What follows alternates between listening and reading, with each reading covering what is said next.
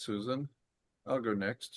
I'm Guy McPherson, and most of you have probably heard about the terrible predictions I've made over the last several years, rooted in the peer-reviewed literature and occasionally in the people who produce the peer-reviewed literature.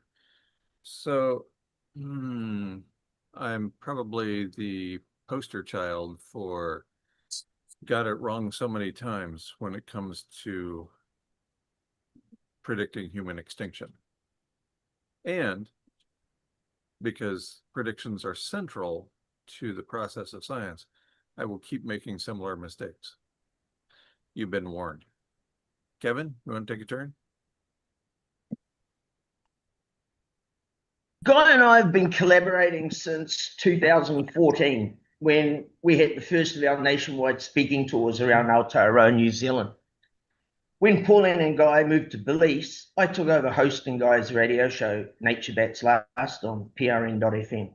And when they moved back to the not very United States, we co-hosted the show together.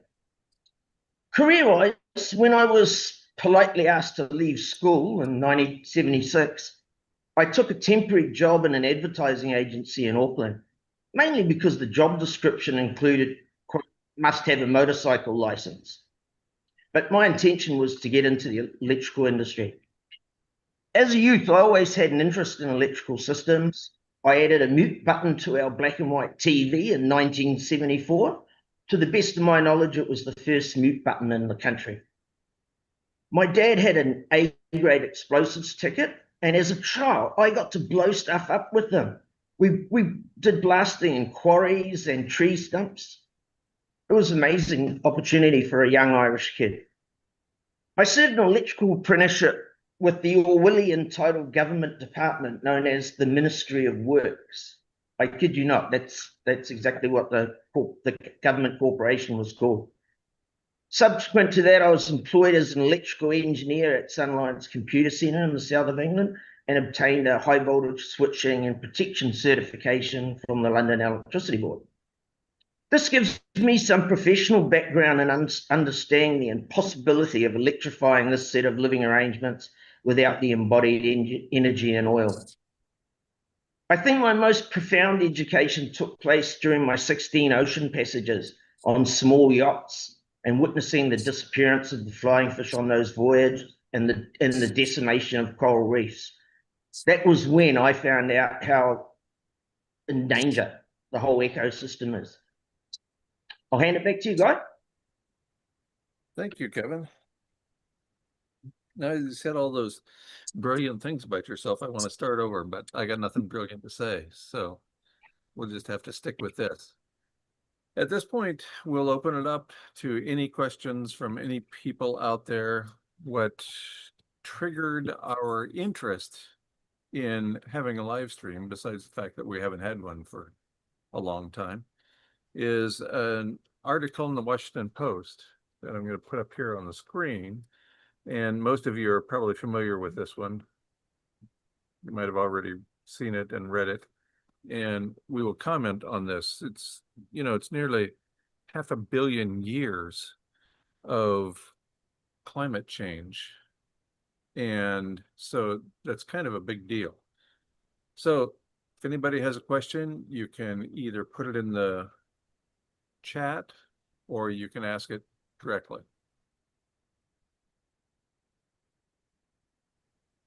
And if nobody has a question, this will be very short and I'll get right to the answer. I'm not hearing anyone. I hear you, Dano. Did you have a question?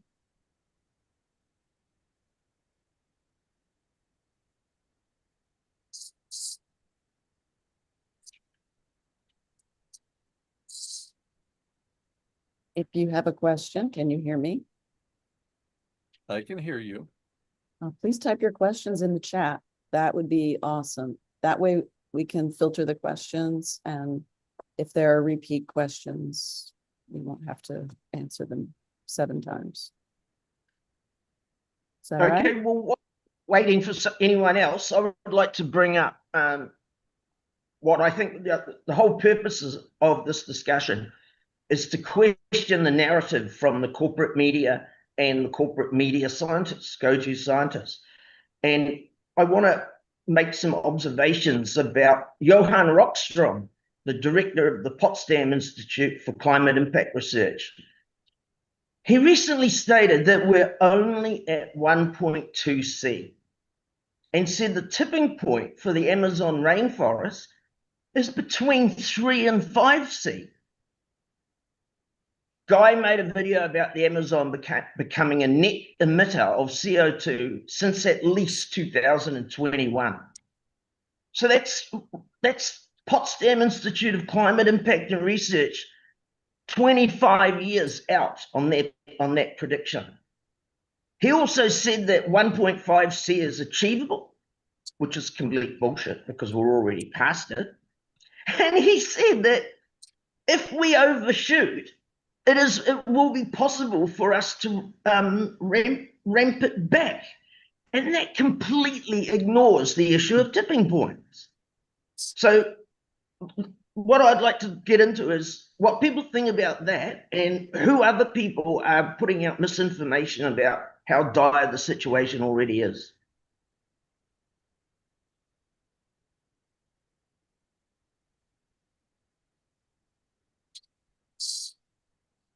I should also point Any out responses to that? two comments to add to the misery. The Advisory Group on Greenhouse Gases was the predecessor to the IPCC. The Advisory Group on Greenhouse Gases was dismantled when the Reagan administration took over in this country. And it was replaced by the Intergovernmental Panel on Climate Change. The Advisory Group on Greenhouse Gases was much more scientifically conservative than the IPCC has turned out to be. The Advisory Group on Greenhouse Gases, for example, indicated that 1 degree C was the tipping point we could not cross, or we would trigger self-reinforcing feedback loops.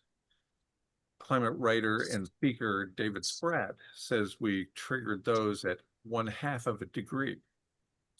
So there's all kinds of information out there indicating that we have crossed the so-called tipping point, at which point those self-reinforcing feedback loops kick in. And paid climate scientists and corporate media outlets, not to mention government officials, continue to mislead the public about those reinforcing feedback loops. Both of us over the years have been critical of the IPCC for all those good reasons. And we've proven beyond the shadow of a doubt that it's a corporate construct. So anybody quoting the IPCC as a verifiable source is part of the problem. It's a cohort in the disinformation campaign. So the IPCC was created during the Ronald Reagan administration, as I indicated. Princeton professor Michael Oppenheimer wrote a piece on the Environmental Defense Fund website on November 1st, 2007. It's called How the IPCC Got Started. And among the things he wrote are that public concern in the US over climate change was rising for many reasons, including the unusually hot summer in the US in 1988, a sustained drought in parts of the country, the congressional testimony of NASA's James Hansen pointing to a human influence on climate, and a whole bunch of other things. He goes on. And he points out that the US government saw the creation of the IPCC as a way to prevent the activism stimulated by my colleagues and me from controlling the policy agenda. He writes, I suspect that the Reagan administration believed that, in contrast to our group, most scientists were not activists and would take years to reach any conclusion on the magnitude of the threat. So here's a professor at a renowned university, Princeton, who is indicating that the Intergovernmental Panel on Climate Change was designed to fail when it was created during the Reagan administration. And most of that failure he attributed to lack of activism by other people. And he points out in this piece that the Reagan administration must have been surprised at what happened, because people, including many scientists, were in fact speaking out about how important climate change, anthropogenic climate change, actually is.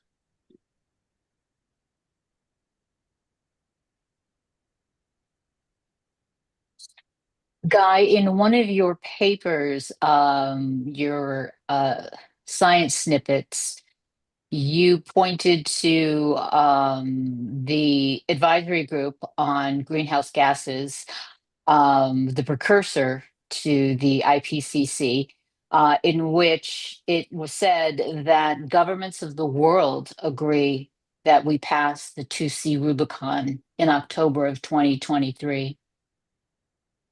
Right, and you can see that in a blog post at guymcpherson.com on October 31st, 1923. And let me see, I think I have somewhere written down here. I think it's called Science Update, Earth's Energy Imbalance. I'm pretty sure that's the name of it.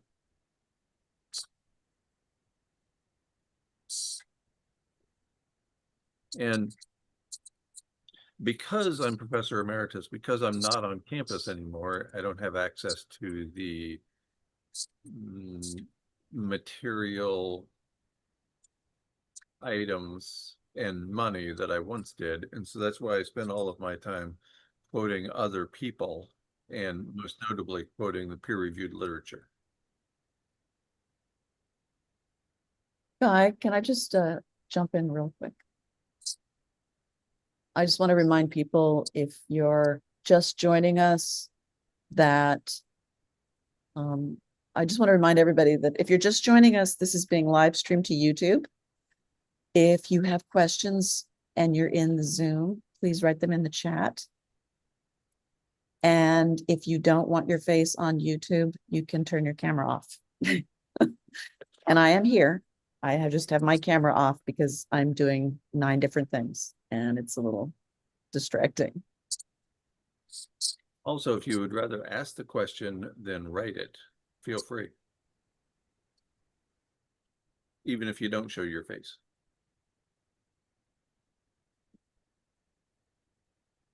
I have a question for Kevin. Has Rockstrom been challenged on this 1.2 case he's making? Any place you've seen?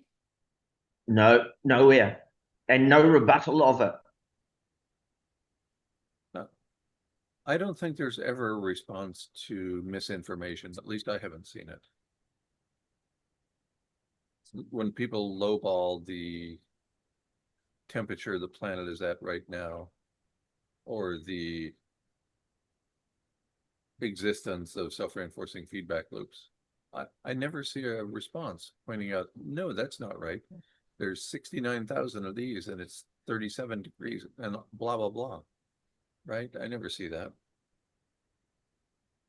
All up to the end of last century, the big NGOs used to talk about the danger of tipping points. Mm-hmm. Now that we've crossed so many, 6 dozen in your monster climate change essay, now that we've crossed them all, no one wants to talk about it. The cognitive dissonance is incredible at this level. You bringing up the last century reminds me, the kids at the middle school make fun of people who were born in the last century. Which I think is pretty funny. Never considered myself that old, and still I started hanging out with middle school kids. I think I'd like to draw the parallels with the tobacco industry disinformation. And I think those lawyers who were used for that have been employed for the same modus operandi when it comes to climate change. There's a lot of money at stake to keep business as usual going. So, of course, the corporate entities will have invested a fortune in this.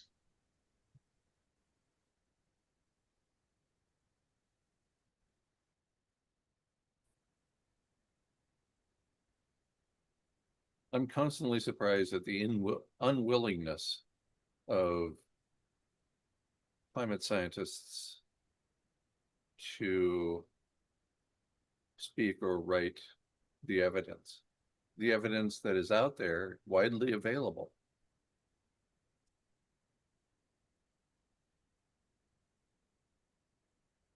Well, even the nature of the conversation doesn't talk about, some of the fundamentals, like William Catton's book that was written in 1980, Overshoot.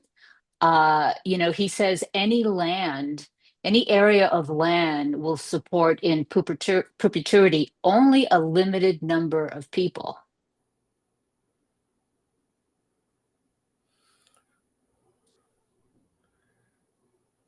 And yet the population increases. If anyone wants to learn more about William Catton's work, I highly suggest you go to Michael Dowd's post-Doom website, where he recorded it and put his own analysis on it. I think it's one of the most important books that was ever written, Overshoot. I class it with Rachel Carson's Silent Spring. And Paul Ehrlich's, Guy and my friend Paul Ehrlich, his book from 1968 of the population bomb. There's been no shortage of warnings. Right. In 1980, I think it was, William Catton's book came out called Overshoot. So every 20 years or so, somebody points out, somebody with authority who actually knows things points out that we're in overshoot, that we can't have this many people on a finite planet. And the response? Crickets. Yeah, I think the explanation for why the population is so great and we haven't seen the full brunt of this overshoot is because of the use of oil. The use of the fuel is extending the life of the land, so to speak, per person. But that's going to end eventually. As it continues to put stress on the system, but the use of a fuel has helped us extend that. I've heard that explanation. Yeah, I agree. The Haber-Bosch process of converting hydrocarbons into fertilizer is very closely linked to population overshoot. Right. Yeah. But even that technique of doing that puts stress on the soil, and that can only take it so far before that doesn't even work, is what I understand. Obviously, I'm not a biologist, but that's going to come to an end. Yeah, well, that's what we do. Yeah. Right. That's what humans have always done, is push everything to the limits. Let the system or whatever is being exploited, let it collapse. And then, oh, we need to come up with something else. Right. and until we can't. Yeah. Right. And then also we need to ignore limits to growth. Another book in that genre of the same time, where it was patently obvious that you can't have infinite growth on a finite planet. Right. And that's been updated at least twice since it originally came out. And every update indicates that it's worse than it was before. Everything is worse than it was before. I want to read from the last 2 paragraphs of this Washington Post article. The one with this headline.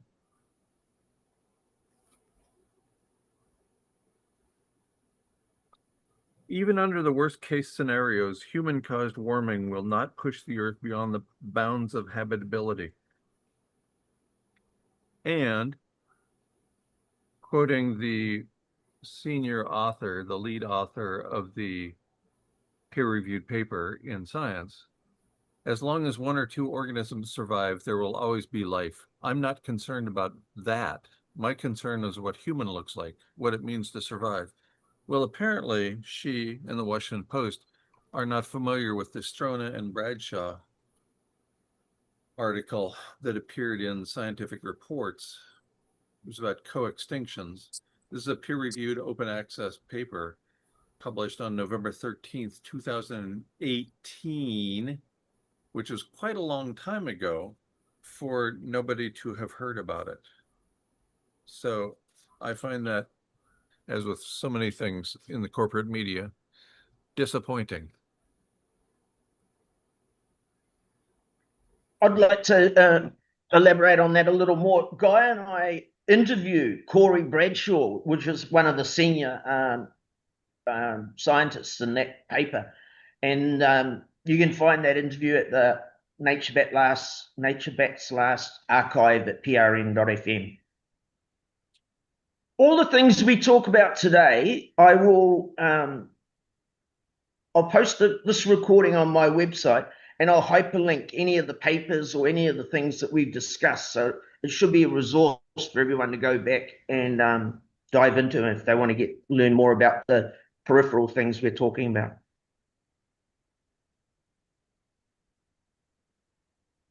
Yes, that peer-reviewed open access paper was written by Strona and Bradshaw. So if you want to find it, it's open access. You can just use a search engine, type in Strona and Bradshaw and co-extinctions. It'll probably be the first thing that comes up.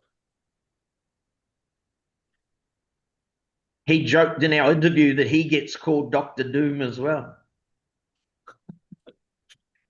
In a subsequent paper published in Science Advances, the two of them backed off considerably about what their conclusions had been in the earlier paper.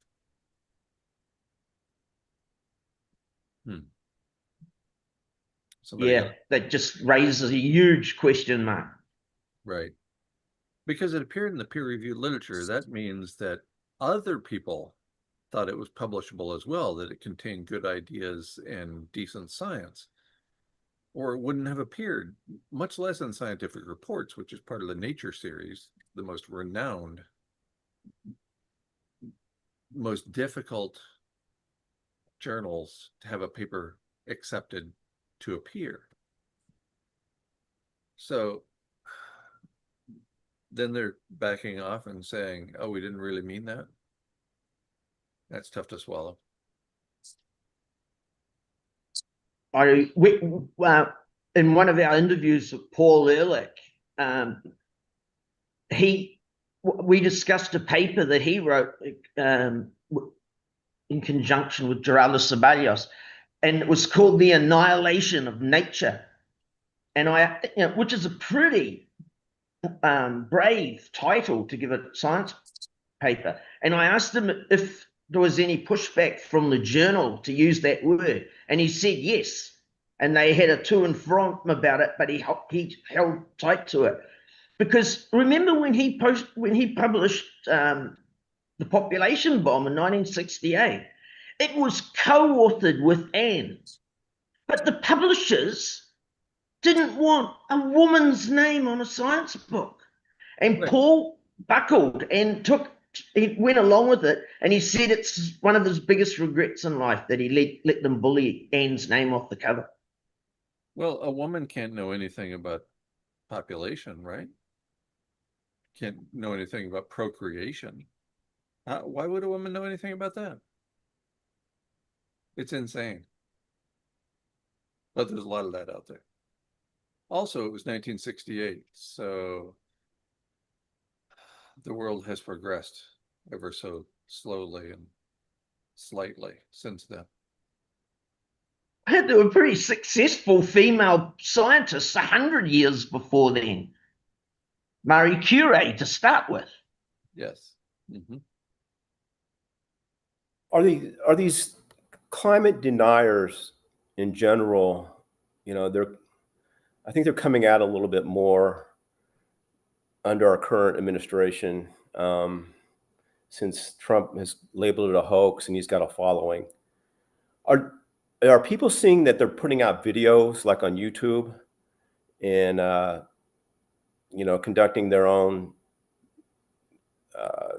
interviews or their own opinions out on videos? Because if that's the case, that seems like that would be a good opportunity for another podcaster to come on and put their videos side by side and kind of debunk them point by point. I know that might be a lot of work. I've never done anything like that. I know there's a lot of work in putting these things together, but that is a format that's used a lot out on YouTube, where they go side by side.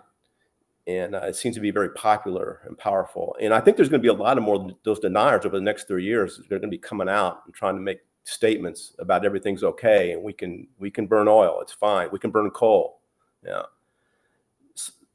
So I think there's opportunity for that. I just don't know how much is out there on video. I know that, I follow Jimmy Dore a little bit, and I know that he throws stuff out there sometime on different topics. And he recently did something on climate with that graph that goes back a long time, and it's claiming that we're in a cooling period now, which would be correct, but not for the fact that we have all this CO2 in the air, is what my take on it is. And he's pretty popular, and if somebody could debunk that in real time and get on his show, you would have a big audience. Well, You wouldn't real, even, just to add, you wouldn't even need to get on his show. You could do it on your own show. You could simply show the comments that Jimmy's making. And Jimmy even doubled down. He had Seth Rogen comment on the Washington Post piece, both of them agreeing that we're in some kind of cooling period. I mean, it was really not scientific in any way. They actually didn't really tell you what the study said. They glommed onto, Jimmy in particular, this idea that we're in a cooling period based on this 485 million year view. And I think that to go back to what Herb was saying, I think it would be really effective to show these videos side by side and comment on them, because it's a visual medium, and it's really dynamic, I think, to see that, because the contradictions are staring at you. And particularly with regard to Jimmy Dore, 8 years ago, he had a very different point of view on climate change. You could show those 2 points of view side by side. He has a large audience. He's getting people on his show. There was an interview he did a year ago with a supposed geologist and teacher. Tony Keller is his name. And Guy, I believe I shared that with you. And he basically says that we're in a greening. What's happening is this greening effect, and it's having a positive impact on the earth. And there's no challenge to that.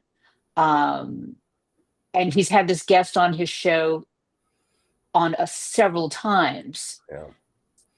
Yeah, I don't think Jimmy has enough information to kind of push back in that kind of environment. There's another guy, Schellenberger, I think his name is. I've seen him out there saying that this is all a hoax. And he says it with such conviction, and he has a big audience. So I would like those. It would be nice to see those guys get debunked. Yeah, Schellenberger does have a big audience, and he works a lot with Matt Taibbi, I believe. So they're they're high profile. People do know their names. And Schellenberger too talks about the fact that this CO2 is good for the earth, this extra CO2. And that's just goes unchallenged and gets repeated because they have a large platform. Early in my days of teaching at the University of Arizona, so this goes back to the early 1990s, I would get that sort of pushback from students. Even greenhouses, they increase the amount of CO2 on purpose so the plants can grow better. Well, if everything else is the same, then yes, increased CO2 overcomes that barrier for plants so they can increase their growth. But not everything is the same. When we put carbon dioxide, when we put greenhouse gases into the atmosphere, it warms the planet too. It's not just one thing. And that reminds me of this piece of the Washington Post. And this is the kind of thing that is used all the time. Can't see that, can you? No. Oh, well, anyway, and this is the kind of thing scientists use all the time. They show this graph that indicates over the last 250 million years, the temperature, global average temperature has actually gone down. And what they don't show is at the very end of that time, meaning in the last 100 years, there's been a spike up. And I'm not sure if you can see it on here. Can you see that? Anybody? No. No. Okay. If you- Sorry about that. Yeah. Anyway, what they fail to point out, yes, it's been slightly cooling over the last 400 years or so. But then, since about 1800, and especially since 1900, there's been a tremendous increase in global average temperature.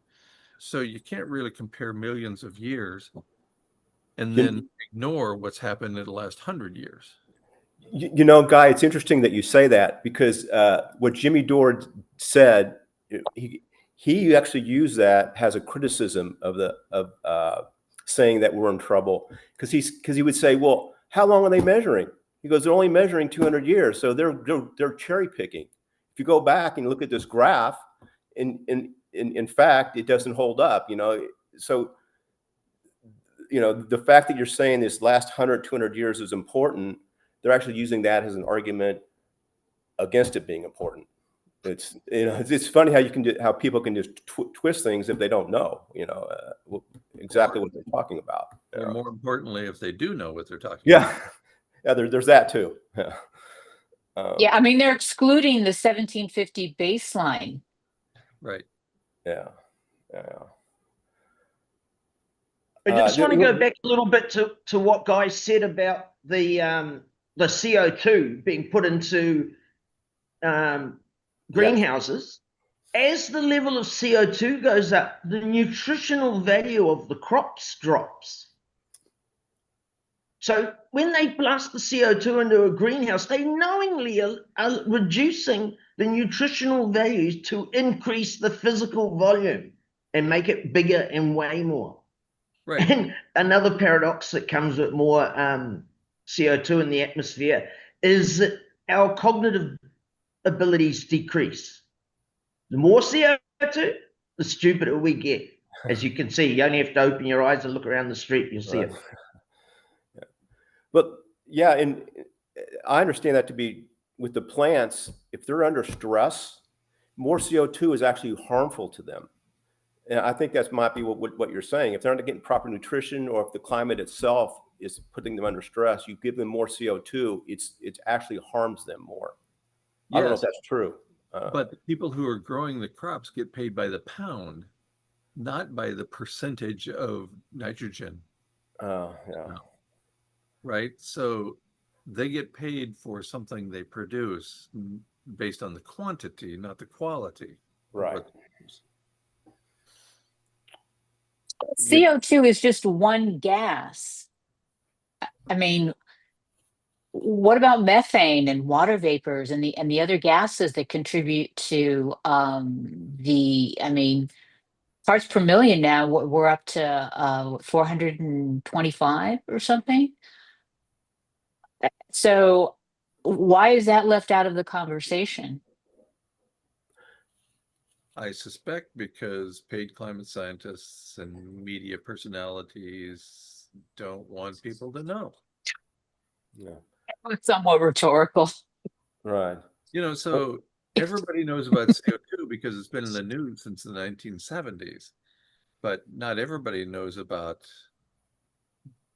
water vapor, for example, the most abundant greenhouse gas. Not everybody knows about the other 41 greenhouse gases that we know about and their impact on.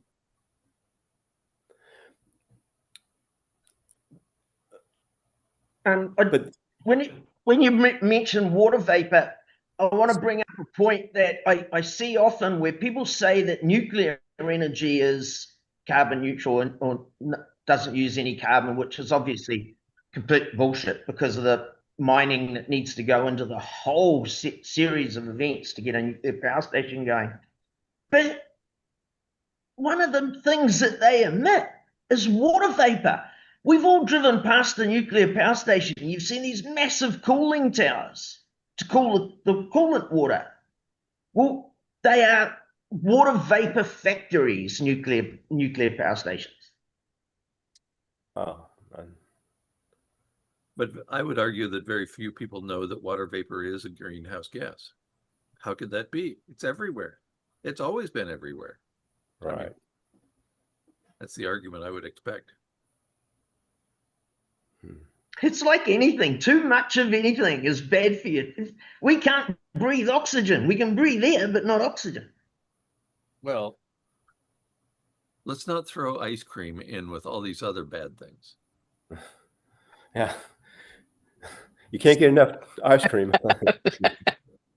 We know it weighs heavily on your mind, McPherson. It's okay.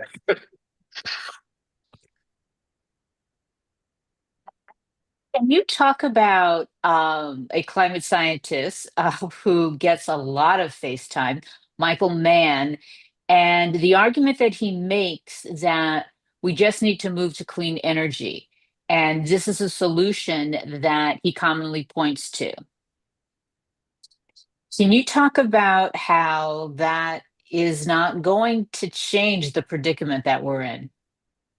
Tim Garrett has, at the University of Utah, has written 5 papers about civilization as a heat engine. These are peer-reviewed papers. There's 5 of them, and they all indicate the same thing. Civilization is a heat engine. It doesn't matter how we power this set of living arrangements. It's still a heat engine. So, you know, every time Michael Mann's name comes up, I think of 2 things. A couple of times I've been interviewed by people who were fans of Mann, and so they call him Mike, not Michael. So I always want to do that, but I hold myself back. And the second thing, which I've already forgotten, of course.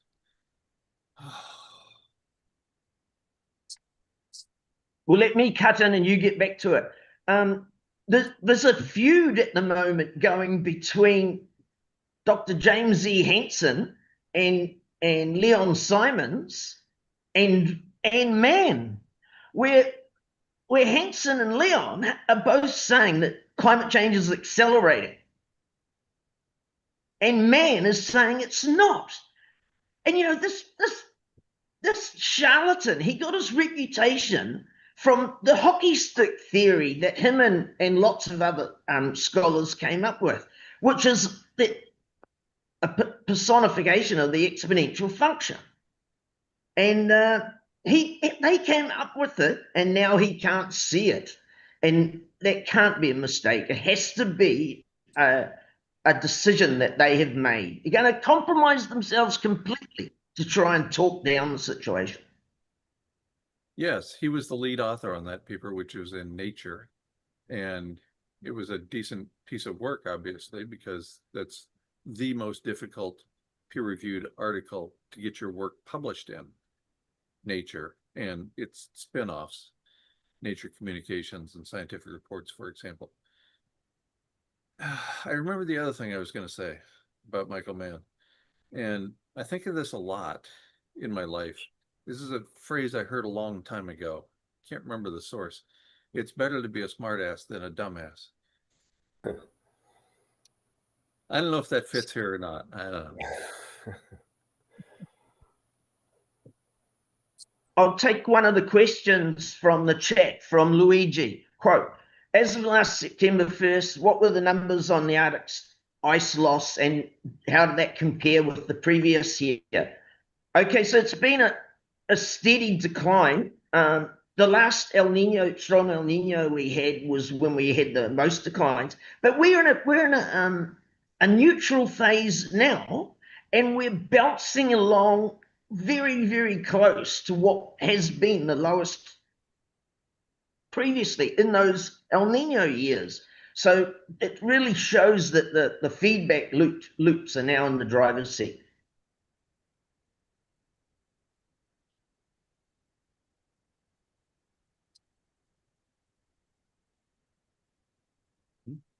Gene asks, when can we expect the methane blast? Any time since 2012, we can expect the class rate gun to go off. Shakova and Similatov hypothesized that there were 50 gigatons, billion tons of CO2 and methane in the East Siberian Arctic shelf. And I noticed on a Zoom call, Peter Wadhams, who's probably the most experienced cryosphere expert in the world, he said that he thinks it's hundreds of gigatons, not 50. And he said plural, so that's at least 4 times what Shakova and Similatov said was there.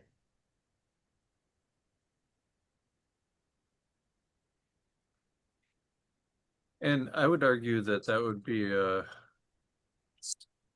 most horrific imaginable outcome would be the release of that quantity of methane into the atmosphere. But that we're already in the arena of horrible, based on the amount of greenhouse gases already in the atmosphere and the self-reinforcing feedback loops that have been triggered, and 1,000 other things. It's not just one thing, it's everything. And it seems to me that everything is going wrong all at the same time.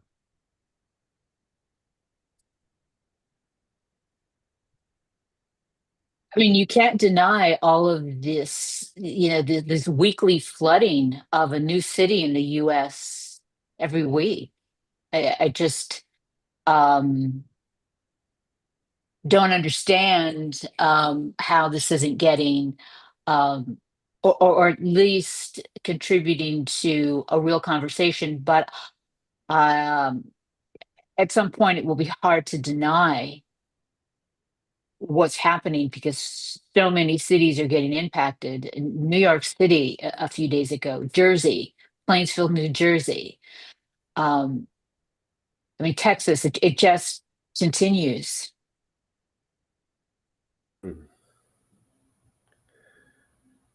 I'll just get back to the methane again. What people don't realize with that kind of discharge is that the heating from methane is almost instantaneous. If we get a big outflow of CH4 from the Arctic, our crops will feel that within 6 weeks. I think it could have a very high chance of wiping out the Northern Hemisphere growing season when that lets go, and that's a tipping point you can't come back from.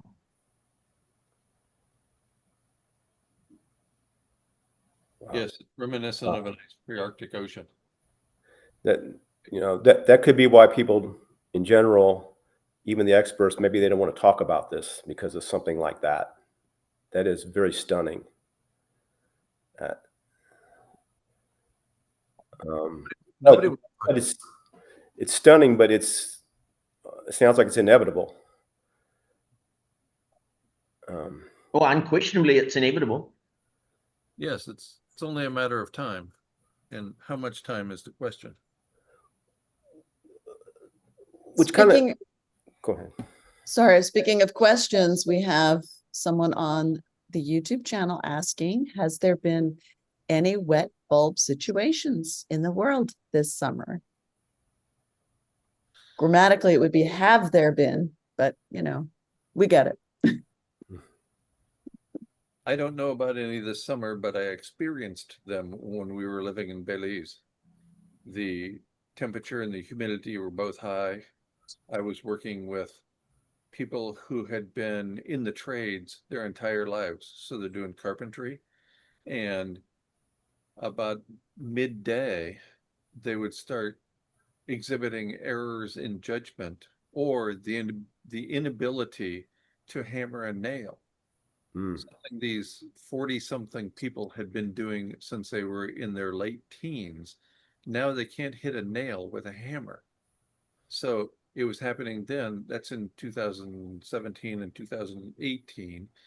I haven't heard about anything that's been reported in the media from this summer, but I don't know. I don't know that it would be reported. Right. I have a post on my website about wet bulb temperatures. And when I wrote it, the scientific consensus was 35 degrees C and high humidity was the wet bulb limit. But more recent science has come out and they've carved it back down to 31 from 35. There's a huge difference. A Yes, couple of years ago, they had a heat wave in Iran, and the Iranian government banned everyone from going to work for the weekend, except first responders, you know, hospital people and police and ambulance.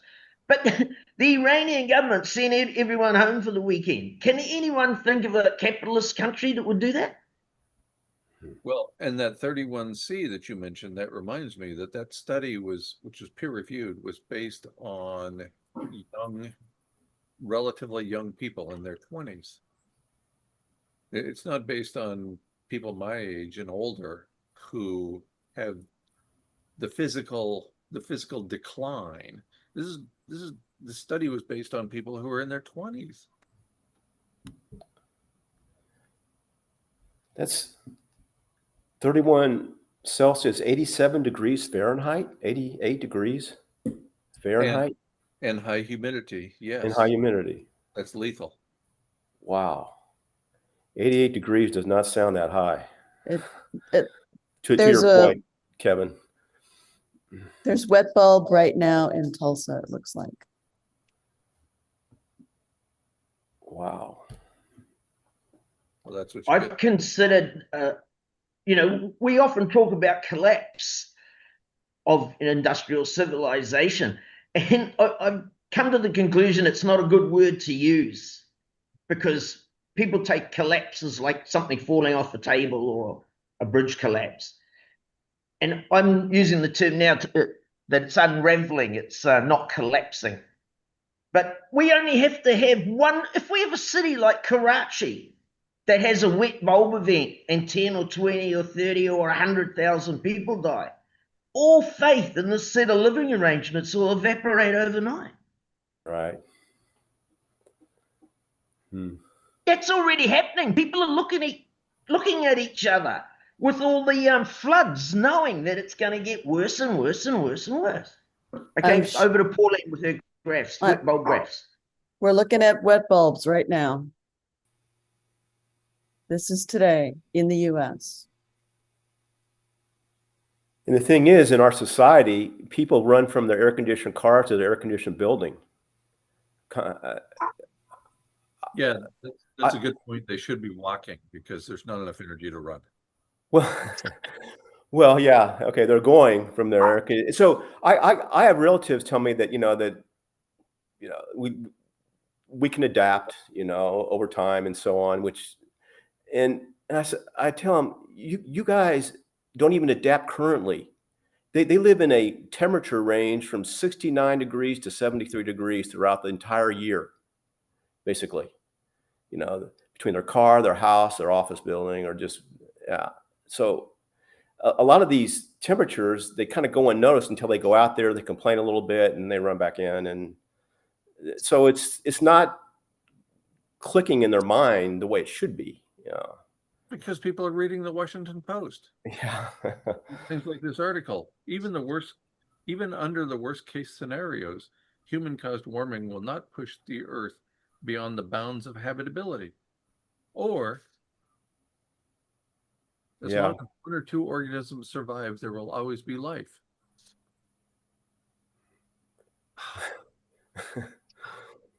I can imagine Carl Sagan's eyes rolling around in his head reading that. Right. One thing I'd like to mention about those graphs that Pauline just put up, those temperatures will put enormous stress on your electrical grid. because every aircon unit in the region will be going at full noise all at the same time. And that's where my history with high voltage switching and protection comes into it. I know that all those conductors in the heat, as the cables themselves warm up and the resistance increases and the current carrying capacity decreases. So those your grids are going to be under an enormous amount of stress through that heat wave.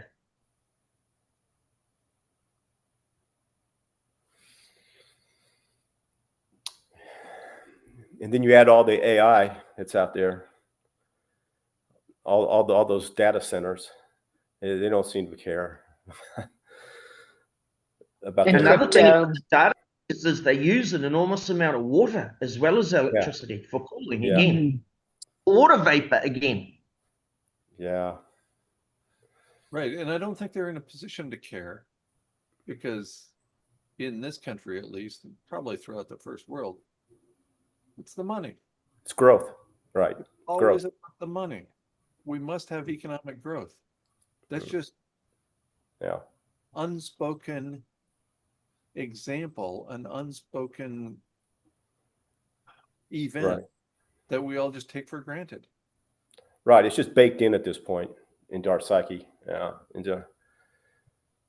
Mm-hmm. It's unfathomable for me to comprehend that a billionaire gets up in the morning trying to make more money. Yeah. Therein lies the pathway to extinction. Right. Yeah. More. I noticed, Guy, that you made a new video that you put out on the YouTube channel about exactly this, accelerating our predicament. Right. And this is the primary reason I left active service at the University of Arizona, because it was all about the money. And I couldn't take that anymore. So I lived off grid for a little more than a decade. And then I discovered the aerosol masking effect. And then I discovered that nuclear power plants melting down is kind of a bad idea. So ignorance drove me to make the worst decision of my life so far. On that subject, I found an article written by Earth.com, and it said China's fight against smog has actually sped up global warming. Huh. And they go into detail about the aerosol masking effect, but of course that term doesn't come up. It's like there's some kind of caveat on not using the AME. Right. Too incriminating. Yeah. So there's real-time proof right there in action on a large scale that proves that aerosol of it. COVID-19 did the same thing. Always regionally. Oh, really? There were noticeable temperature spikes during that time period? Oh, yes. Yes. Oh. First in the area around Wuhan, China, and then around Western Europe, because they used masks and slowed industrial activity sooner than anybody else. And then in the northeastern United States. And this has all been documented in peer-reviewed papers. I saw one interview with a man in India it was right through the lockdowns, and he said that he was 55, and where he was living, he had never seen the mountains before because of the pollution. Oh my God. Wow. And they had a corresponding spike in temperatures. Did he take a picture to put up on his wall so he would see the mountains in the future? Knowing that they're going to go away quick. I used to think when I was younger that if I could create a catalyst that would make ionizing radiation and CO2 visible, we'd drop it straight away. If people could see what's above us, they'd be horrified.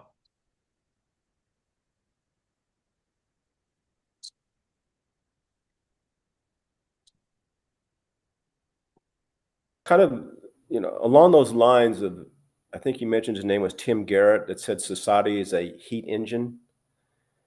And Yes. so no matter what we do as a civilization, we're going to increase heat.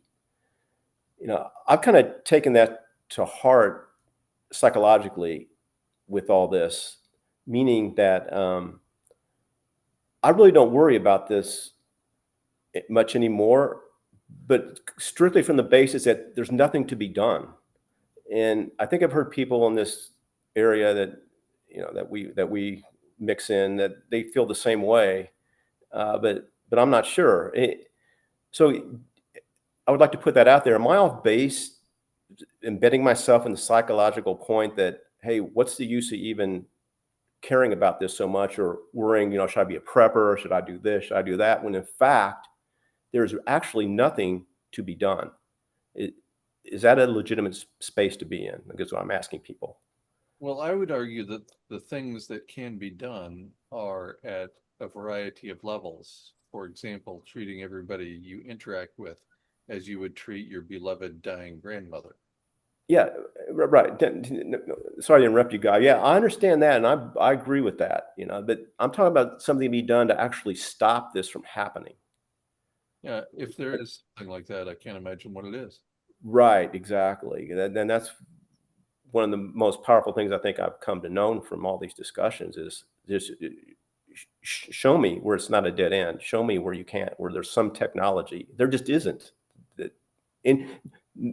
I mean, if there was other parts of our society that were ostensibly, they're in denial of this, they would put that out there. It's scientists, and they would say, hey, we can do this, and there's nothing out there. Right. For a while, I thought that mirrors for Earth's energy rebalancing, MEER. Mm-hmm. You can find it at meer.org or .com. Anyway, I thought that was a potential solution. And then after it had been out there for a few years, I realized that no billionaire thought it was a good idea, and no government official thought it was a good idea, and therefore nothing's going to happen as a result of it. So it doesn't really matter if it's a good idea if nobody gives a damn. Right. We can't stop it, but we can take our foot off the accelerator. Yes. Yeah, but When we say that it's irreversible, that's true. But we could try to slow it down. But capitalism's never going to do that. That's where I struggle with the degrowth movement. It's so Pollyanna. It's too Pollyanna for me. If you got to overthrow capitalism before you can invoke degrowth, yes. and I've been a salutary failure at that for half a century. Yes. Yeah, I mean, But I do stuff. Since I met Guy, I've started volunteering at a not-for-profit nursery on my little island here. And we've got over 10,000 trees out into the ground. And when people say, oh, you're telling people to give up, it's the antithesis of what we're saying. right. Yeah, no, I don't view it for myself as giving up, but it just puts me in a psychological place that I think is probably embedded in truth, which is where I want to be. And it takes the worrying of me, feeling that I'm not doing something to protect myself, the people around me, and on into society. Like, okay, if I feel compelled to do something in a crisis like this, what is it? Well, there isn't anything. So then I just retreat back into this other place. But taking the foot off the accelerator, I guess that would give us a few more years, maybe. Is that the idea? Yeah, but that won't happen. So it's not even worth hypothesizing about it. Yeah. But I agree. I see just anecdotally, when I go out, I live very close to where I work. So I walk across the street, and I'm not in my car that often. But when I do go out, I'm in Kansas City. I'm shocked by how many cars are still just zipping around everywhere. It seems like it hasn't let up at all. And people are just unaware. They're just going. They just go. And where I live, there's a train down. I'm close to the river where I live. There's train tracks, and there's coal cars that come by when I go down there. There's a trail, and they've been seeming to be more often, and they go on forever, just full of coal. I don't know where it comes from, Wyoming, whatever. But I thought, why is there so much coal now? It's not even cold out. And I'm thinking, there's more demand on electricity from heat, trying to stay cool, than there is to be warm. But, we're still using coal, at least around my area where I am. These train cars just went on forever. They just kept coming, just full of coal. So you're right. There's just no degrowth at all. I mean, and it seems, and going back to my psychological state, it seems like, small degrowth isn't going to do it. I was telling my relatives, we would have to redo everything. We have to go down to the bottom. We have to be riding bicycles, basically, and reconfiguring our cities and our farmland and everything. And it goes, that just is not going to happen. And it takes something that drastic, right? Putting aside the aerosol masking and so on, if it really was a path, it would take something like that. And people don't even think, let alone talk in those terms at all. They're not going to give up their cars. Yeah, that reminds me of an old quote that it's easier for people to imagine the end of the world than it is to imagine the end of capitalism. Yeah. Yeah. That rings true to me. Because capitalism has a lot, as Guy says a lot, it's this a living arrangement that's behind it that is just too compelling for people. They're just addicted And to it. continuing to soak out every dollar. Yeah. Yeah.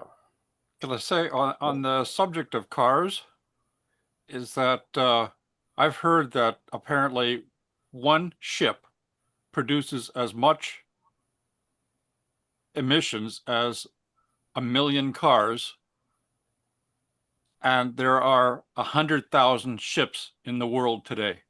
Oh my God. You mean the ships carrying the cargo from Asia to here and back and forth?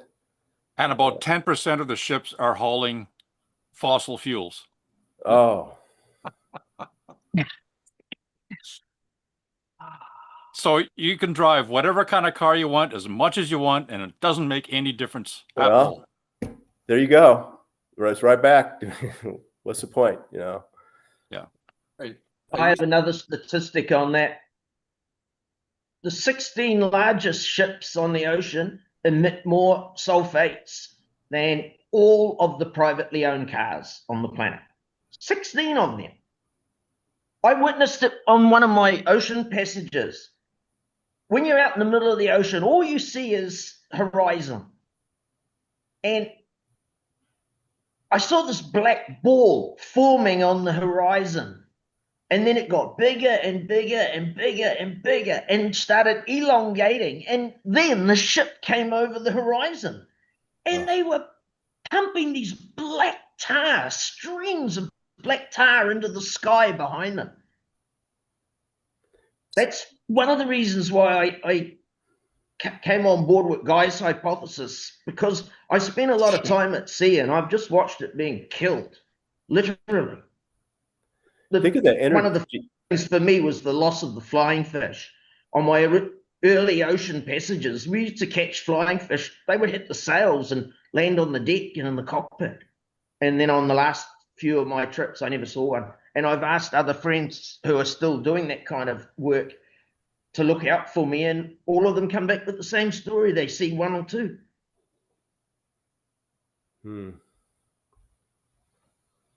Such a bummer, man. Yeah, I just think of the amount of energy it takes to propel those huge ships across the ocean. Man,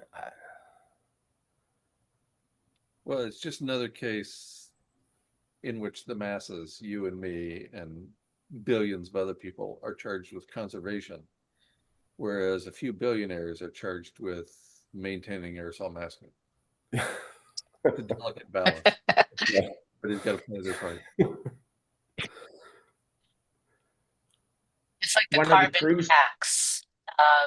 If someone gets a fuel efficient car and, an electric car, someone else can get a bigger SUV Yeah. because the math just balances each other out. Right. Right.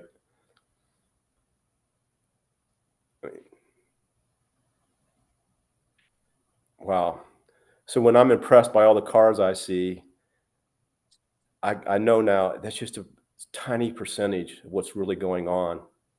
Even taking all the cars off doesn't even, that as big as it would be, doesn't even dent the problem. Put a dent in it. Right. So you can stop putting sand into those people's gas tanks. Yeah, yeah. I haven't gotten to that point yet.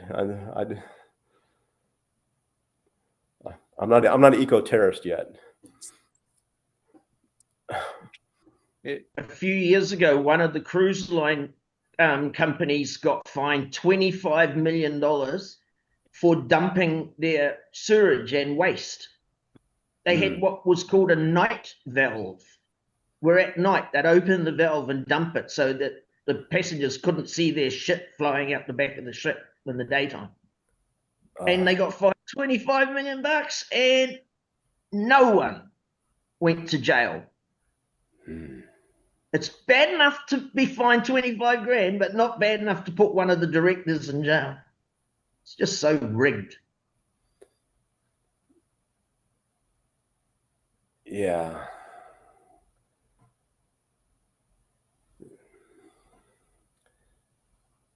Debs has just made a point in the chat, quote, bugs used to cover the windshield on a car trip. Now there's hardly any. The evidence is everywhere. End of quote.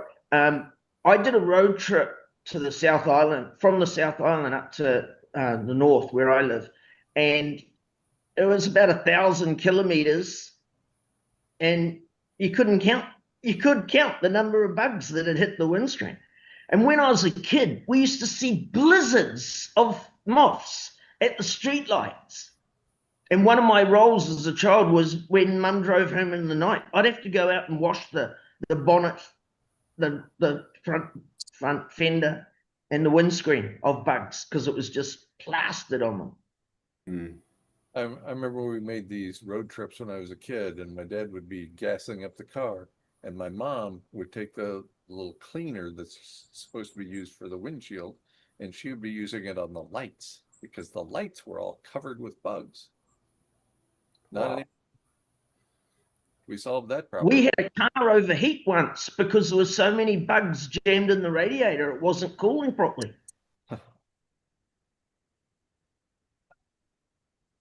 So we solved that bug problem, and everybody's complaining about something else.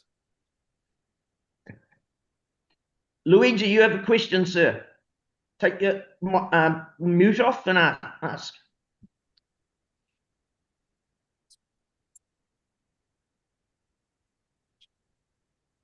Thank you.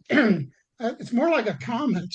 I've been following Dr. McPherson on YouTube for an awful long time now, and I think I'm not trying to belittle anyone's feelings of frustration or even hopelessness, but some of the most important, meaningful words I've ever heard from Guy seem to be grounded in a Buddhist philosophy about living with intention, living with purpose, live a life of excellence, love your neighbors, and right action.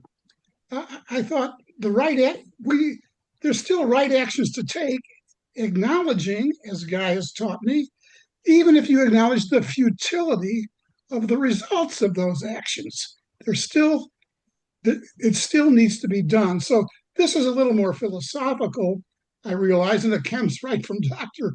McPherson, because these words have meant an awful lot to me over the years. And if you look at the facts and figures and the nuts and bolts, I agree. We're way beyond all the tipping points. this is abrupt and irreversible, and it's not going to get any better. But there's still, as people, human beings with dignity status, there's still much we can hold on to in terms of the value of our lives and that we can bring to our fellows. Thank you. Yes, that's great. How we live actually matters. How we live actually matters. Even if it only matters to us as individuals, it still matters. And of course, it doesn't matter only to us as individuals. It matters to the people around us. We influence more people than we think. Even if it's your friends and family and the people you see at work on a regular basis, your actions matter. We both often, Not even, excuse me, Kevin, I'm sorry. we both often quote Edward Abbey, Mhm. action, antidote to despair. Back to you, Susan. I was just thinking about the concept of planetary hospice that you talk about as well, Guy. Just in terms of us taking care of one another through this, ordeal, this terrifying situation. Yes, acknowledging that it's terrifying and still taking right action. That matters. We aren't gonna fix it. We aren't gonna save the world, or as Edward Abbey wrote and said, if the situation is hopeless, there's nothing to worry about. Even if that's the case, we still influence the people around us. In addition, who wants to be known for their last actions, their last sentiments, as being emotionally or mentally unwell person? Right. So what we are, how we act, those matter. Even if only to one or two people in our lives. And that's okay. I think this is an important debate because so many of these scientists, they're saying that the youth have to fix this. The unfixable. Once we realize we're in planetary hospice as a civilization, we don't bang our heads up against the wall trying to fix the unfixable. You deal with the circumstances you've got. And yet we have even the most renowned of climate scientists, James Eric Hansen, for example, writing books called The Storms of My Grandchildren. The storms are happening today. Wow. Well, this is the issue of acceleration. You've been making the point often in your videos that it's the rate of change is the classic thing. And this is true. We could all get together and do this in a month's time and the planet could be fundamentally different. We really are on that sort of cusp.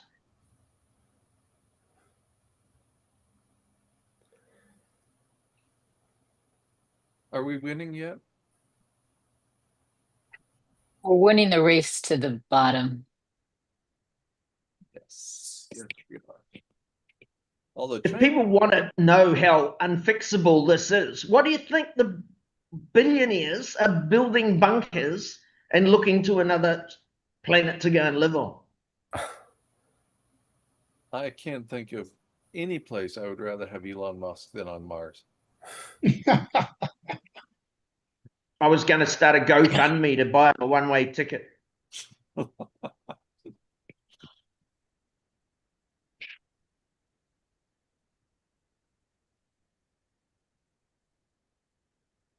I feel like I just came into the room and took all the air out of it. I want to send a thank you to all of our participants on the live stream and in our Zoom. Just a quick thank you to everybody. Some people have been following Guy and Kevin for a long time. And we really appreciate you being here. That is all. And Carry also on. you do so much work for us in the background with editing and lots of work that you put in. It's a team effort between us. It certainly is. Yeah. I make 2 videos a week, and every one of those videos is completely screwed up, and Pauline has to come fix it. Every single one. You'd think by now I'd have this figured out. They're only 7 minutes long. How hard could this be? Yeah. Oh. Every single time. And then she has the audacity to go outside and work in the garden. Are you kidding me? I got issues here in the house.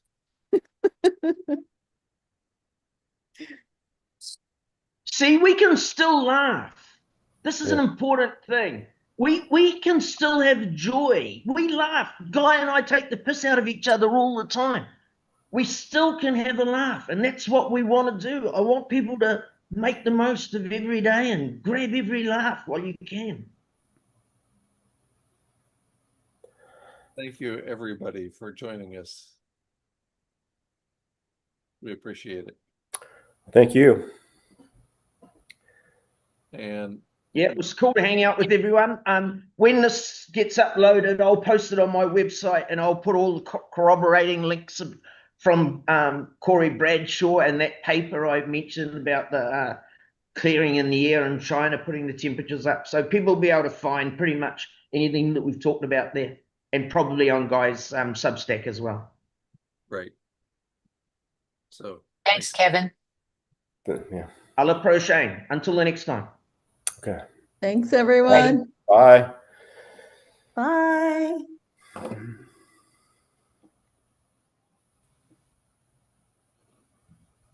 Well, that was fun. yes. Wait. Oh, you can't say it until Pauline logs us off. I enjoyed it. Thanks, Guy and Kevin. Thank you, Jack.